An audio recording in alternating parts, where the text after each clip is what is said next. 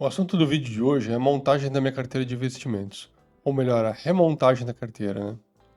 Quem acompanha o canal aqui há algum tempo já está sabendo que a gente tinha a nossa carteira de investimentos e um tempo atrás resolvemos retirar uma parte desses investimentos e comprar um imóvel aqui em Portugal. Tem um vídeo aqui no canal que eu conto todo o racional por trás dessa decisão, por que que a gente tomou essa decisão. Vale a pena ver se você está nessa situação aí de comprar um imóvel ou não. Pois bem, então a gente comprou o imóvel, tivemos que sacar boa parte dos investimentos, deixei um valor pequeno ali, somente para reserva de emergência. E depois tem outro vídeo aqui no canal contando essa história, o desenrolar dessa situação, que por conta do financiamento, dos gastos aí atrelados ao financiamento, a gente deu uma desequilibrada aqui nas finanças em casa e durante alguns meses tivemos que recorrer às reservas de emergência. Depois tem mais um vídeo aqui no canal também contando essa história, continuação dessa história, em que a gente tomou algumas atitudes aí para resolver esse problema e o problema está resolvido, voltou a sobrar dinheiro, então no final do mês, e agora a gente está no próximo passo que é reformular a nossa carteira de investimentos. Então eu vou contar para vocês aqui todo o passo a passo, todo o raciocínio lógico que eu uso para montar a minha carteira de investimentos. É importante notar que isso não é uma dica de investimento, não tome isso como base, como premissa para você fazer a sua carteira. Não copie, basicamente, a minha carteira de investimentos que eu vou mostrar para vocês. Cada um tem o seu momento de vida, cada um tem a sua situação familiar, a sua situação econômica, a sua tolerância a riscos, enfim, cada pessoa tem a sua realidade. Então, não copie, mas é legal você ver esse vídeo para ter ideia assim, de qual que é o raciocínio que eu uso para montar essa carteira. Se você seguir exatamente o mesmo raciocínio, com certeza você vai chegar num resultado diferente, mas que é uma carteira adequada ao seu perfil de investimentos. Ok, vamos lá então? A primeira coisa, eu vou começar de um nível mais alto, como se estivesse olhando bem de cima a nossa carteira de investimentos. O que que eu tenho que definir primeiramente? Se eu quero uma carteira focada em dividendos ou uma carteira focada em ativos que geram valor. O que que é isso? A gente já vai ver aqui com calma, mas também não precisa ser necessariamente 100% uma coisa ou 100% outra. Como vocês podem ver, eu misturei um pouco esses conceitos aqui na minha carteira. Então, o que que é uma carteira focada em dividendos? O que que é uma carteira focada em valor? Também já falei isso aqui no vídeo passado, mas vamos recapitular aqui rapidinho para a gente ficar aqui na mesma página, né? Então, assim, quando uma empresa, por exemplo, ela tem lucro no final do ano, e as empresas que a gente está investindo aqui, elas são empresas boas, elas vão ter lucro, elas podem fazer basicamente duas coisas com esse lucro. Uma delas, elas podem dividir esse lucro com os acionistas, que são os dividendos. A outra coisa que ela pode fazer é pegar esse dinheiro e não distribuir o valor total para os acionistas, dividir só uma pequena parte, e o resto ela usa para reaplicar na sua produção, para ela crescer, para, enfim, gerar mais valor, para ela aumentar de tamanho, aumentar de valor e, consequentemente, os acionistas ganham na valorização das cotas aí, das ações, né, no caso. Então é isso. Ativos de valor são ativos que você não necessariamente ganha rendimentos todo mês ou regularmente, mas o próprio ativo em si vai se valorizando. É como se você comprasse um imóvel e deixasse ele parado lá na sua casa, por exemplo, que você mora.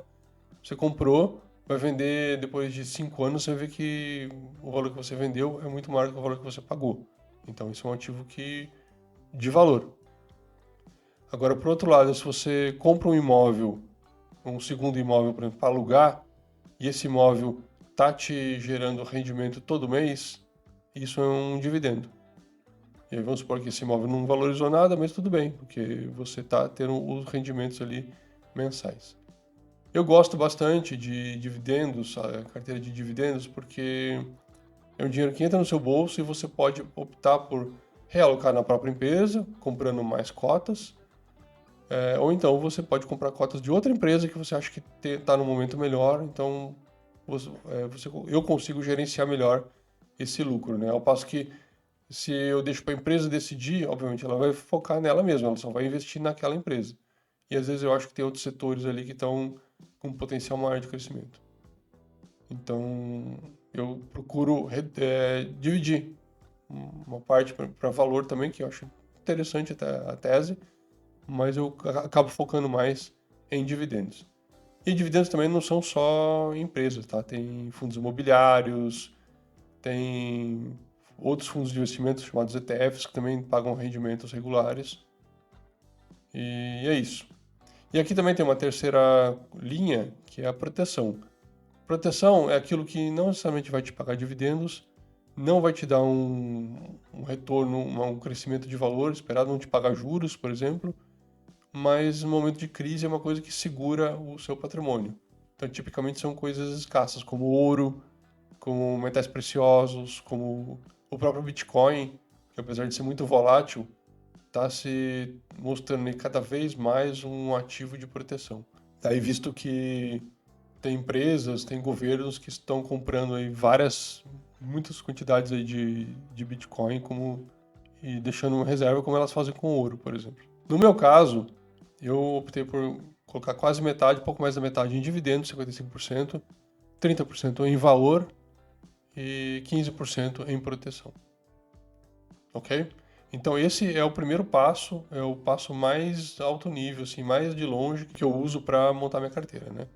Aí o que eu fiz? Eu peguei cada uma dessas caixinhas aqui e quebrei ela, dividi. Então detalhei mais esses três itens aqui. Então subindo, a gente pode ver aqui nessa coluna da planilha, tem lá dividendos, valor e proteção.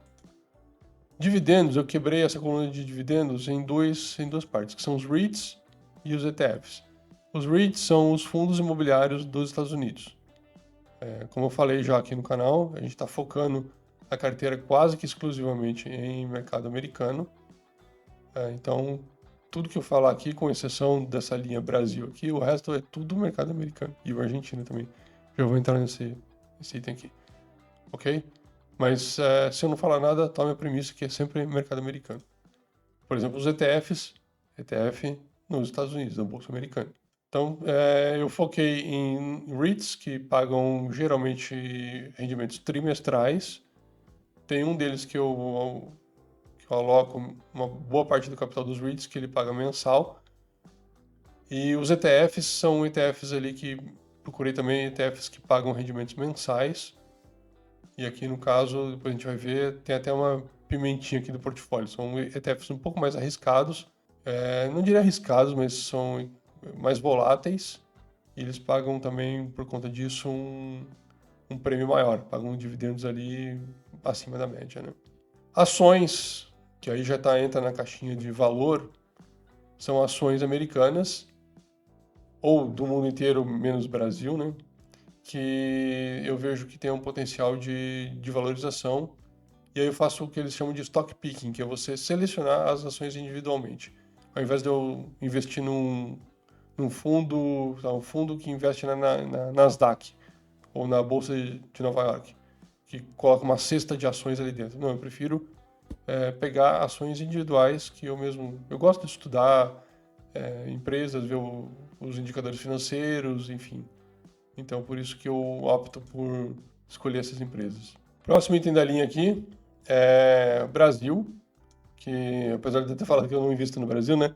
Quando eu tirei todo o dinheiro do Brasil, eu deixei, na verdade, uma única empresa lá, que eu acho que é uma empresa que tem potencial de crescimento, o balanço dela é uma escadinha, assim, você vê o lucro crescendo trimestre a trimestre, cada vez melhor, faturamento, enfim, eu acho que é uma empresa que tem uma governança muito legal, está fora do radar de muita gente, então eu optei por manter ela, apesar de estar tratando o Brasil como um mercado extremamente arriscado, por enquanto, né? Vamos ver, se as coisas não mudarem, vou ficar por aqui com relação ao Brasil. Se a gente vê que os ventos estão mudando ali, a gente volta a conversar sobre isso. Mas por enquanto, o que eu tenho de Brasil é uma meta aí de 2% só. Depois a Argentina é uma coisa que eu tinha investido lá no passado e quando eu vendi quase tudo, foi uma parte que eu optei por deixar, porque eu acho que a Argentina está vivendo um bom momento, o Milei está fazendo aí as reformas corretas. Ultimamente aí deu uma tropeçada por conta daquela eleição na província de Buenos Aires, Mas eu acho que isso é uma coisa passageira.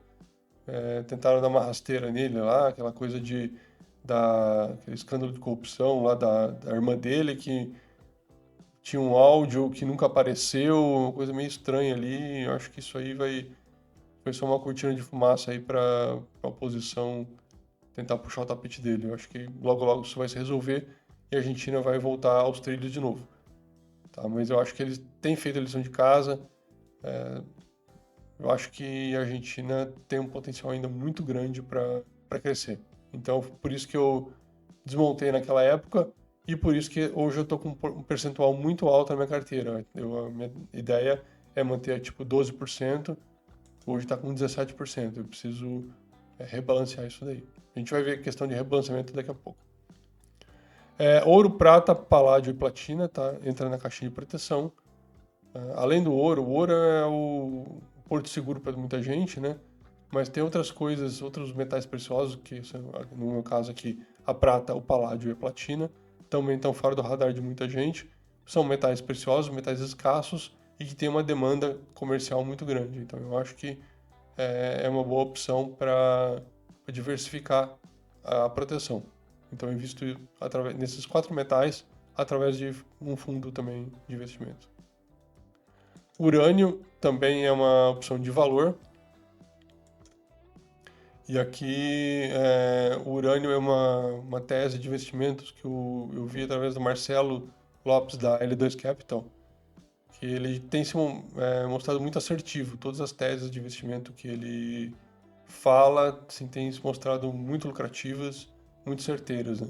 E a tese de urânio, ele falou isso muitos anos atrás. Eu vi alguns vídeos sobre isso, achei muito interessante, fazia muito sentido a tese dele. Investi no urânio um tempo atrás, ganhei uma boa grana com isso, mas tive que vender por conta da compra da casa, né? E agora estamos voltando aí a investir na tese de urânio, que eu acho que ainda faz sentido. Se vocês quiserem saber mais sobre esse assunto, deixa aí nos comentários. A gente faz um vídeo especificamente que tem bastante coisa para falar sobre essa tese de urânio aqui, que eu acho bem, bem interessante. Depois Bitcoin, também entra na parte de proteção. Tinha um pouco de Bitcoin no passado, também vendi para comprar casa. E agora tenho que remontar essa minha posição em Bitcoin, que eu também considero como proteção. E por fim aqui petróleo. Petróleo é uma coisa que eu preciso estudar, coloquei aqui só para marcar, lembrar de eu estudar, que não é especificamente em empresas de petróleo, mas empresas que fabricam plataformas flutuantes, plataformas móveis para exploração de petróleo.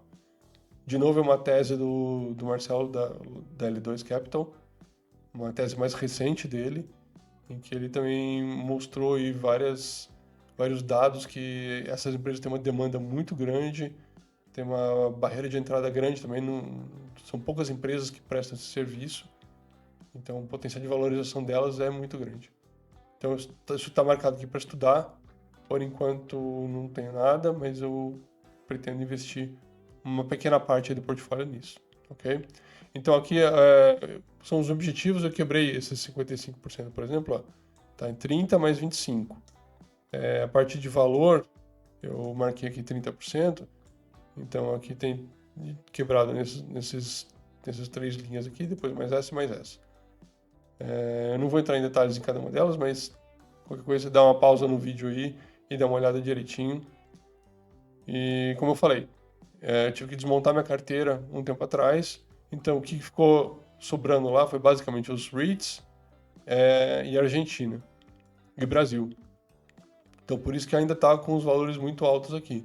Eu já voltei a fazer alguns aportes esse último mês agora, então eu já coloquei alguma coisa em ETFs, coloquei já alguma coisa aqui em ouro, prata, paládio, etc. Então aos pouquinhos aí a gente vai, e urânio também, urânio eu coloquei esse mês. Então aos pouquinhos a gente já vai rebalanceando a carteira. Eu não pretendo, por exemplo, vender os REITs, mas eu pretendo parar de aportar neles. Então todo o dinheiro que for entrando eu vou colocando nesses outros itens que estão abaixo, e todo o dividendo que for entrando eu vou também realocando nessas outras caixinhas aqui que estão desbalanceadas. Então só para vocês verem aqui, ó, Então, do lado esquerdo tem esse gráfico com os objetivos e do lado direito é a minha carteira atual. Então, por exemplo, rates, pode ver que está bem defasado aqui, ó.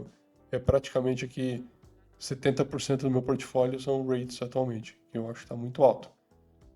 E devagar a gente vai ajustando aqui, né? Ok, então esse é o raciocínio que eu uso para montar esse próximo nível da carteira. O próximo passo agora é pegar de novo cada uma dessas caixinhas e abrir elas e efetivamente listar, por exemplo, os REITs, quais são os REITs que eu invisto, quais são os ETFs que eu invisto e assim por diante. Mas isso vai ficar para um próximo vídeo, que esse vídeo já está ficando bem comprido, bem longo. Então, para não ficar muito maçante aí, muita informação, eu vou quebrar esse vídeo em dois e no próximo a gente volta e aí mostrando a minha carteira completa, ok? Se alguma coisa não ficou claro, deixa aí nos comentários que a gente esclarece. Aproveita que eu vou fazer mais um vídeo sobre esse tema, a gente volta a tocar em algum desses assuntos.